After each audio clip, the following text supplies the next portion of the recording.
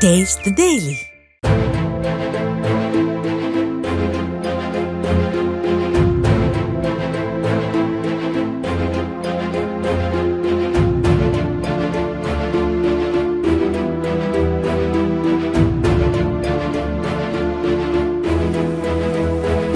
சிவகங்கை மாவட்டம் காரைக்குடி மற்றும் அதன் சுற்றுவட்டார பகுதிகளில் சூறைக்காற்றுடன் மழை பெய்த நிலையில் வேலாயுதப்பட்டினம் அருகே வனப்பகுதியில் தங்கி விவசாய பணி மேற்கொண்டிருந்த சுப்பிரமணி என்பவர் மின்னல் தாக்கி பலியானார். அவருடன் பணியில் இருந்த பழனிசாமி என்பவர் படுகாயமடைந்தார்.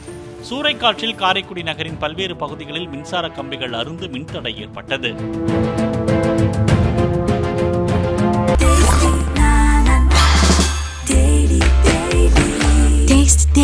Taste the Daily.